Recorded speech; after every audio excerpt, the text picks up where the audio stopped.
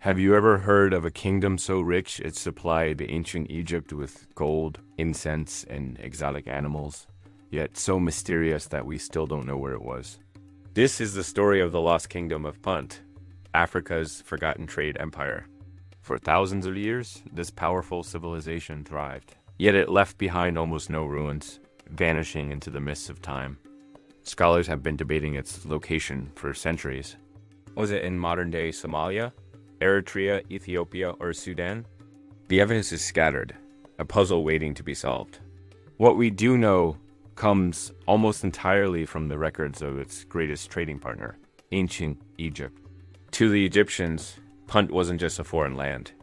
It was sacred. They called it Ta-Netjer, which means the land of the gods. This wasn't just a poetic nickname. The goods from Punt were essential for Egyptian religious life. The aromatic resins, like frankincense and myrrh, were burned as offerings in their temples, their fragrant smoke believed to carry prayers to the heavens. Punt was the source of divine materials, a place where the gods themselves were thought to reside. This sacred connection fueled one of the most lucrative trade relationships of the ancient world. Punt was a treasure trove. Imagine caravans and ships laden with shimmering gold, fragrant mounds of frankincense and myrrh, and dark, polished ebony wood. They also brought back exotic animals that fascinated the Egyptians: graceful giraffes, mischievous baboons, and sleek panthers. Rare trees and plants were also part of this exchange, things the Egyptians couldn't find in their own land. This incredible wealth made Punt one of the most important and richest trading partners of the mighty Egyptian pharaohs. The kingdom's economy was built on this international commerce, making it a major power in the ancient world. One of the most famous chapters in Punt's history is the legendary voyage ordered by one of Egypt's most powerful female rulers, Pharaoh Hatshepsut. Around 1500 BCE, she commissioned a massive naval expedition, sending a fleet of enormous ships on a daring journey south along the Red Sea. This wasn't just a trade mission. It was a grand statement of her power and piety.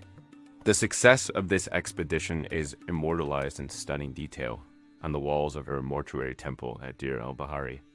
The carvings show the entire story: the Egyptian ships arriving in Punt, the warm reception from the Puntite people, and the incredible cargo they brought back. Her fleet returned to Egypt carrying unbelievable treasures. They didn't just bring back processed myrrh. They brought back 31 living myrrh trees, complete with their root balls, to be planted in the gardens of her temple.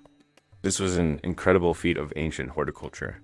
Alongside the trees came heaps of gold, piles of ivory, mountains of incense, and a menagerie of exotic animals.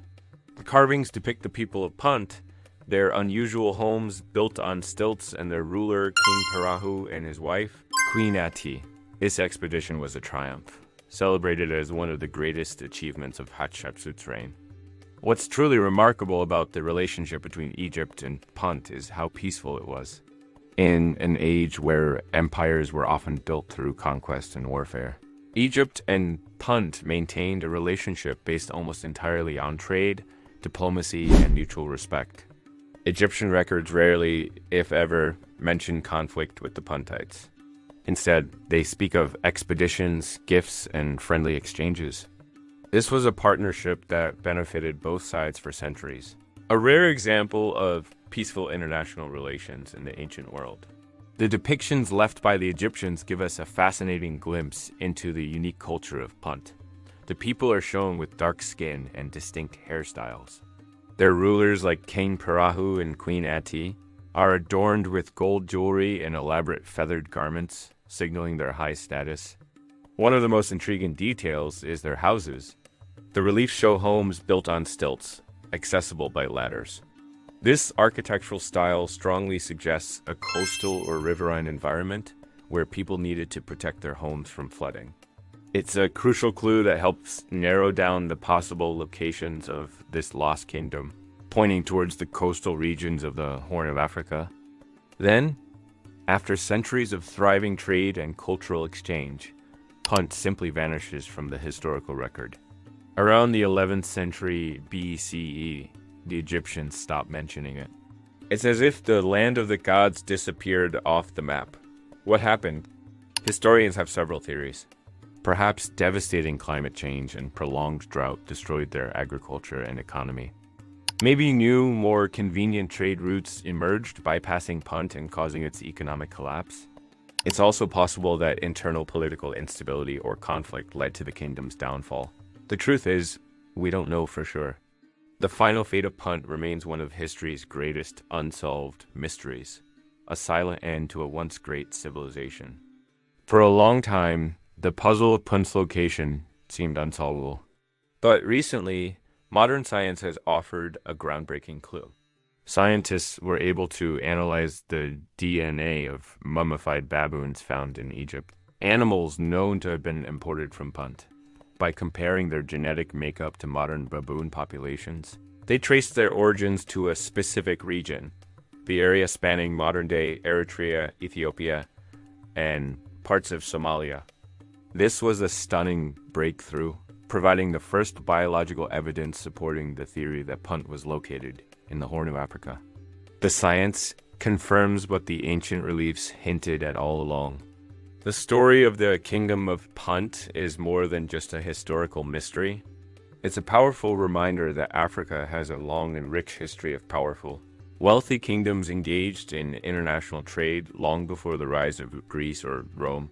Punt was a sophisticated society, a major player on the world stage, and a testament to the continent's ancient global connections.